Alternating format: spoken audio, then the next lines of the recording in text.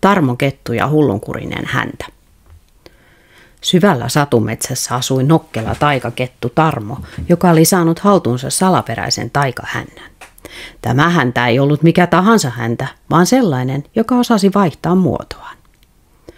Kun Tarmo heilautti sitä ja sanoi, huitis haitis, häntä vaihtuu nyt, hänen häntänsä muuttui jonkun muun eläimen hännäksi. Eräänä aamuna Tarmo heräsi ja päätti, tänään testaan mahdollisimman monta häntää. Hän ei vielä tiennyt, että siitä päivästä tulisi hänen elämänsä hullunkurisin päivä. Tarmo päätti aloittaa rohkeasti. Olisi kiva kiivetä puuhun. Kokeillaanpa apinan häntää. Huitis haitis, häntä vaihtuu nyt. Hänen kettuhäntänsä muuttui pitkäksi käärmemäiseksi apinan hännäksi. Wow! Tällä voisi tehdä vaikka mitä, hän innostui ja juoksi ensimmäisen puun luo. Hän heilautti hännän oksan ympärille ja keinahti oksalle kuin lianilla. Mutta hän ei ollut huomannut, että oksalla istui Pirkko papukaija, joka mutusti pähkinää. Hei varo! Pirkko rääkäisi. Mutta nyt oli jo myöhäistä. Tarmo lensi suoraan päin toista oksaa ja roikkui hännällään vaarallisesti ilmassa. Papukaija nauroi niin kovaa, että pudotti pähkinän. Sinä et ole kovin taitava apina. Tarmo ähkäisi ja heilautti itsensä alas. Ehkäpä apinan häntä ei sovi ketulle. Mutta entäpä riikinkukon häntä? Se voisi näyttää upealta. Huitis haitis, häntä vaihtuu. Nyt! Nyt Tarmolla oli valtava värikäs ja hulmoava riikinkukon pyrstö. Hän katsoi itseään lammen pinnasta. Oo, olen kuninkaallinen, hän ihasteli ja alkoi kävellä tärkeänä ympärinsä häntäänsä levitellen. Mutta sitten... Kääk! Mikä tuo on? Vesavaris näki Tarmon häntineen ja luuli häntä jättimäiseksi linnuksi. Hän säikähti niin pahasti, että lensi suoraan Ossi-oravan pesään. Oho! Mikä ihmeen varismyrsky tämä on? Ossi huudahti pesästään, kun oksat vaan lentelivät. Mutta ei siinä vielä kaikki. Tarmon häntä oli niin suuri, että kun hän kääntyi, se tarttui pensaaseen ja Tarmo jäi jumiin. Apua! Joku pelastakoon minut omalta hännältäni, hän huusi. Vesavaris ja Ossi-orava yrittivät irrottaa häntää, mutta se oli täynnä höyheniä, jotka kutittivat aivan kamalasti. Ha, ha, ha, hatsiu! Kaikki aivastivat yhtä aikaa ja putosivat pensaaseen kasaksi.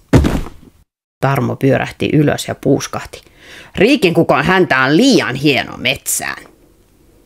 Tarmo päätti kokeilla jotain toista häntää. Kengurun häntä olisi hyvä, koska sen avulla voisi pomppia, hän sanoi. Huitis haitis, häntä vaihtuu. Nyt! Nyt Tarmolla oli pitkä ja voimakas kengurun häntä. Oo! Tällä saa aikaan kunnon pomput, hän riemuitsi ja otti vauhtia. Hän pomppasi.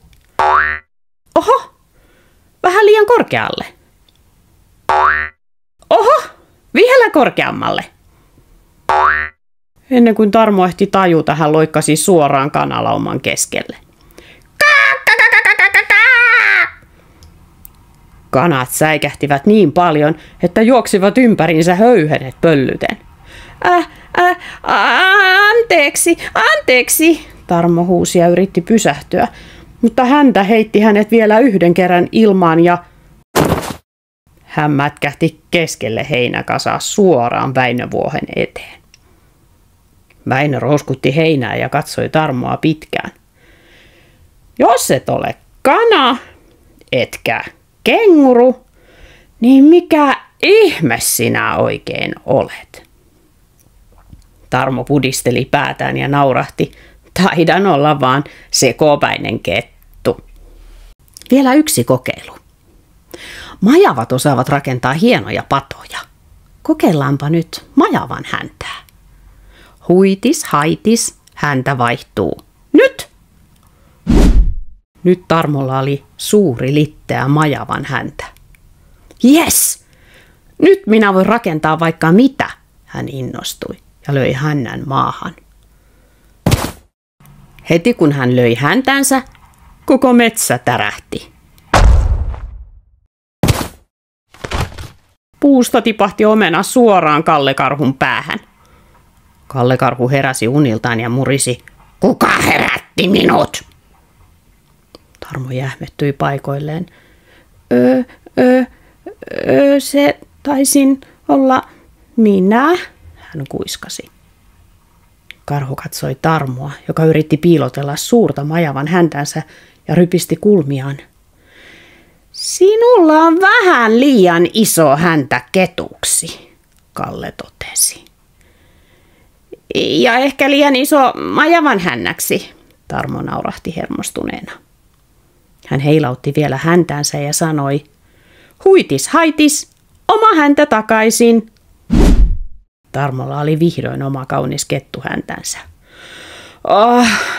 Vihdoinkin, hän huokaisi ja peruutti varovasti pois Kalle-karhun luota. Kun Tarmo oli päässyt turvallisesti metsän laitaan, hän nauroi vedet silmissä. Olihan siinä päivän häntä seikkailua, hän hihitti. Vesa varis, Ossi orava ja Pirkko papukaija nyökyttivät. Taidat pitää ihan eniten omasta hännästäsi, Pirkko kysyi. Tarmo hymyili. Totta puhuen, kyllä, oma häntä on paras häntä. Mutta satumetsän eläimet tiesivät, että ei menisi kauaakaan ennen kuin Tarmo kokeilisi taas jotain uutta ja hullunkurista.